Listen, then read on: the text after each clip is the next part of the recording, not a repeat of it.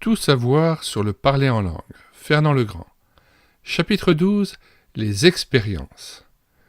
Ce qui maintient le plus de gens dans la croyance en la permanence et l'actualité du don des langues, c'est moins le fruit d'une connaissance biblique que l'argument, décisif selon eux, des expériences.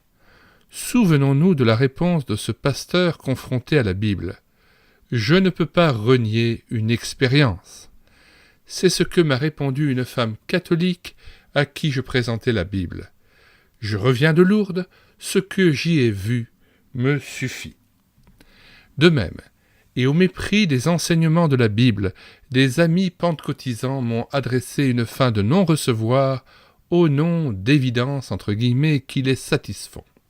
C'est ce qu'on appelle le subjectivisme ou la théologie de l'expérience, plaie de notre siècle qui, telle une lame de fond, emporte avec elle une partie du peuple de Dieu. Sans doute est-on là devant une réaction à un rationalisme desséchant et mortel. À un christianisme cérébral répond maintenant un christianisme mystique où la doctrine naît de l'expérience, des émotions, des visions, de l'exaltation, du sentiment de bien-être, etc. D. Cormier, que j'ai déjà cité, a écrit « Nous vivons dans un monde où on ne croit plus à la vérité absolue, mais en des vérités relatives subordonnées à l'expérience humaine. On met davantage l'accent sur l'expérience que sur la doctrine. » Nous en profitons pour poser la question. Que vaut une théologie dite de l'expérience qui heurte de front la parole de Dieu? À qui faut-il obéir? À ceux qui se déguisent en anges de lumière ou à Dieu? Rien n'est plus sujet à caution que le sable mouvant des expériences. Que penser de cet ami qui, irrité de se voir sans cesse ramené sur le terrain des Écritures, s'est écrié « Mais enfin, j'ai entendu une prophétie en langue, et elle s'est réalisée dans ma vie. » Pour lui, le ciel avait parlé. En sommes-nous sûrs? Car le ciel, et ça on en est sûr, a parlé dans la Bible, et cette expérience y est contredite.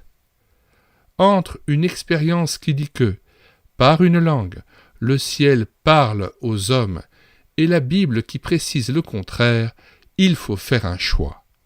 À qui faut-il donner raison? Job a résolu ce dilemme quand il a dit « J'ai fait plier ma volonté à ta parole » Job 23, verset 12. Qu'est-ce que ça prouve? L'expérience se rencontre partout dans la vie, mais elle ne prouve pas grand-chose. En effet, il arrive aussi à l'horoscope de ne pas se tromper, et des milliers de gens sont prêts à en témoigner. Madame Soleil, la grande voyante française décédée récemment, savait dire des choses extraordinairement vraies parfois. Jeanne Dixon, la voyante américaine, avait prédit l'assassinat du président John Fitzgerald Kennedy et une autre, l'attentat contre le président Ronald Reagan. Les parois de la chapelle de Notre-Dame de la Garde à Marseille sont couvertes de plaquettes de reconnaissance attestant des exaucements de prière. Les béquilles et les prothèses suspendues dans la grotte de Lourdes accréditent la doctrine mariale de la médiation de Marie. Cela aussi, c'est de l'expérience. Le radiesthésiste qui indique le lieu d'un objet perdu à des centaines de kilomètres de là, rien qu'en passant son pendule sur une carte routière ou qui diagnostique exactement une maladie sans ausculter le patient, cela aussi, c'est de l'expérience. Des milliers de gens de nos jours se ruent sur les bracelets et autres bijoux magnétiques, certains attestant d'un « plus » entre guillemets dans leur vie, leurs relations, leur santé, leurs affaires, etc. Des multitudes ont de plus en plus recours à ces pratiques parce que la réalité des expériences les empêche de comprendre le langage biblique et de voir le côté occulte et divinatoire de ces choses. La Bible aussi rapporte quantité d'anti-expériences et nous met en garde contre elles.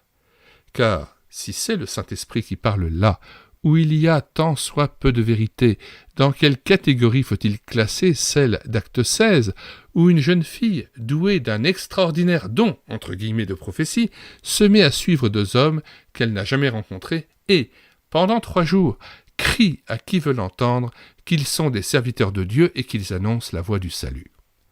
Cela aussi, c'était de l'expérience enrobée de paroles évangéliques.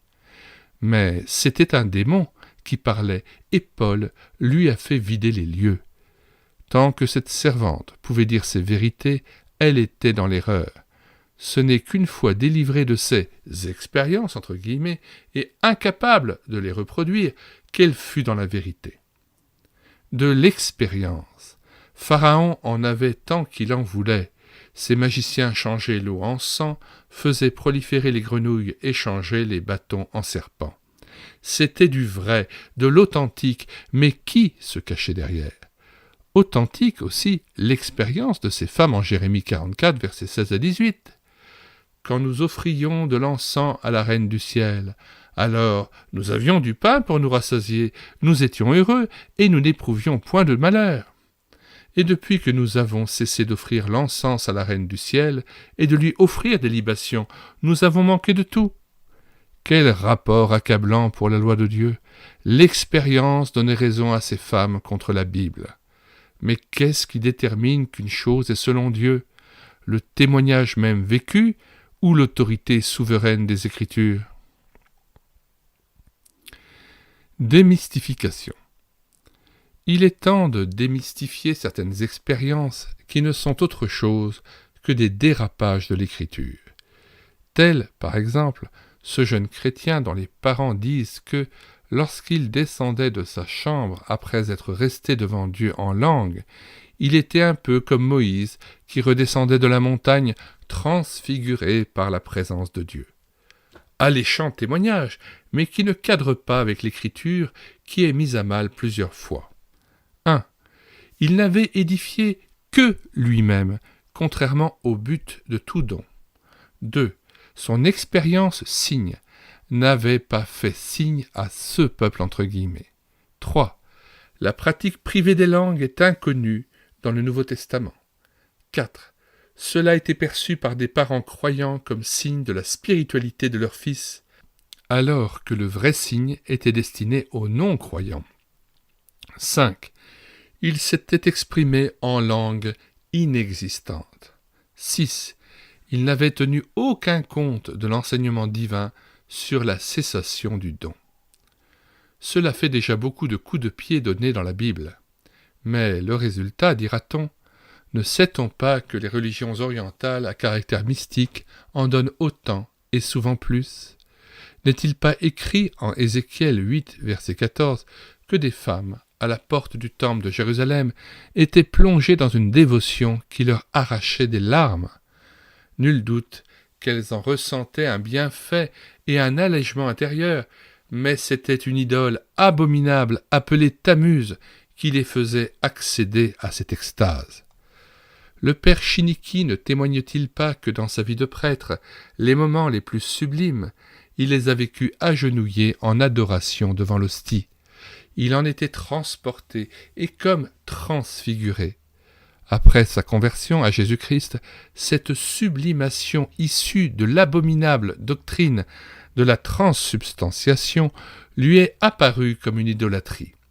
Et pourtant, quelle élévation, quelle exaltation devant son bon Dieu en mie de pain, et quel témoignage de cette expérience!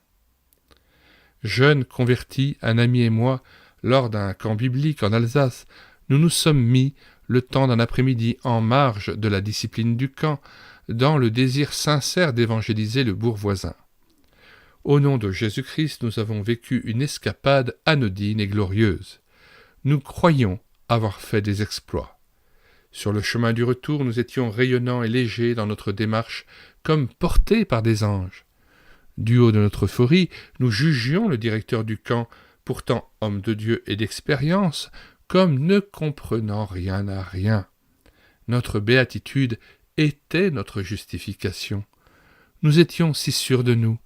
N'était-ce pas du ressenti et du vécu? Mais cette exaltation n'a pas duré, et il ne nous a pas fallu longtemps pour lui coller une autre étiquette que celle de l'extase, de la révélation ou de la spiritualité. Ce n'était qu'une surchauffe mystique, émotionnelle très éphémère, qui fut bientôt suivie de vagues à l'âme et d'un sentiment d'échec et de frustration. Les états d'âme élevés n'augurent rien de bon quand c'est le serpent d'airain, même biblique, qui les inspire.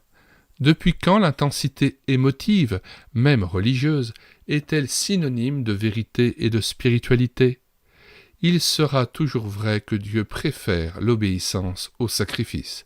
1 Samuel 15, verset 22. Aujourd'hui surtout, où tant d'expériences psychiques et mystiques se substituent à la simple foi obéissante et la parole de Dieu, il faut crier avec le prophète à la loi et au témoignage. Ésaïe 8, verset 20. La Bible nous met en garde contre la tentative de vivre par la vue à coups de miracles, de signes, de visions et d'expériences. Ceux qui s'engagent sur cette voie dangereuse seront une proie facile pour l'Antichrist qui vient précisément avec toutes sortes de miracles, de signes, de prodiges mensongers et avec toutes les séductions de l'iniquité. 2 Thessaloniciens 9, nous lisons le verset exactement.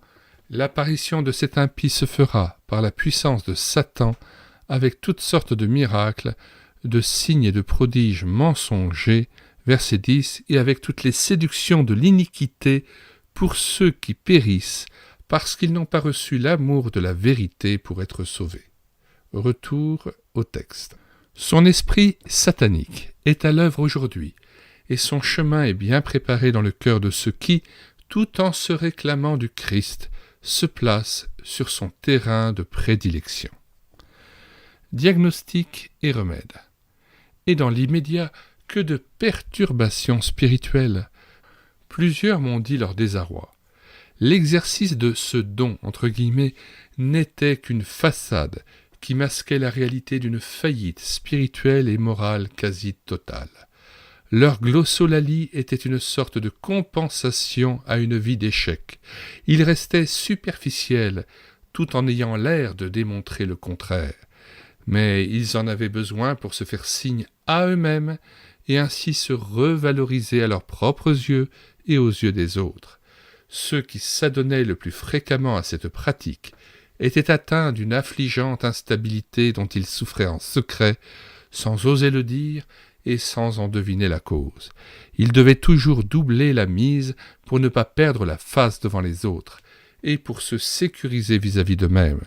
Ils tournaient en rond autour de leurs expériences, comme pris dans un cercle vicieux.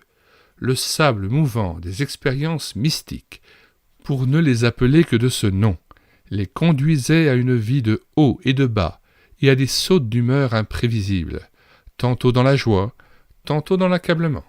Le diagramme de leur vie était en dents de scie, assurés de leur salut aujourd'hui et en doutant le lendemain, encensant leur pasteur le mois d'avant et le dénigrant le mois d'après, changeant d'assemblée comme on change de chemise. Le chemin qui conduit à la délivrance est le suivant. D'abord s'assurer que l'on est bien né de nouveau, que les choses anciennes sont passées et que toutes choses sont devenues nouvelles par la foi au Seigneur Jésus, seul sauveur et seul médiateur entre Dieu et les hommes. Ensuite, faire comme le bon roi Ézéchias, qui mit en pièces le serpent d'airain que Moïse avait fait, c'est-à-dire apporter l'erreur d'appellation biblique et ses conséquences dans une pleine confession, tout en se réclamant du sang de Jésus-Christ, 1 Jean 1, versets 7 et 9. Dieu, qui a pardonné à Israël son déraillement biblique, pardonnera aussi celui-là. La foi doit alors saisir le plein pardon et la pleine délivrance de ses forces psychiques et de leurs influences déstabilisantes. Au pied de Jésus, l'instable légion, l'homme aux cris inarticulés, l'abonné des montagnes russes, Marc 5, verset 5, qui finissait toujours par se retrouver en bas, trouve paix, repos, bon sens et la puissance de présenter à ceux qui le voient et l'écoutent un témoignage enfin cohérent. que l'Esprit Saint qui conduit dans toute la vérité et qui délivre de toute aliénation libère aussi ceux qui sont encore retenus captifs de la très séduisante mais très dangereuse théologie de l'expérience. Ray H. Hughes, surintendant de l'Église de Dieu pentecôtiste de Cleveland, a écrit « Toute expérience qui ne rentre pas dans le cadre de l'Écriture doit être stigmatisée comme fausse, si impressionnante qu'elle soit. Si un tel homme sait dire de si bonnes choses, et en même temps admettre dans sa vie et dans son mouvement des expériences impressionnantes, dont il ne peut discerner qu'elles n'entrent pas dans le cadre des Écritures, c'est que manifestement, ou il n'a qu'une connaissance tronquée des Écritures qu'il invoque, ou il est frappé d'aveuglement partiel, ou, comme l'a avoué un ex-pentecôtiste, nous n'étions bibliques que quand ça nous arrangeait de l'être.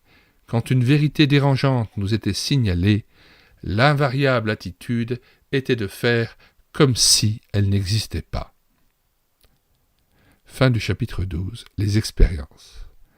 Nous mettons dans les commentaires de cette vidéo le lien de téléchargement gratuit de cet ouvrage sur le site internet médiathèquechrétienne.fr, site que nous avons créé afin de pouvoir rééditer numériquement les ouvrages chrétiens épuisés et non réédités.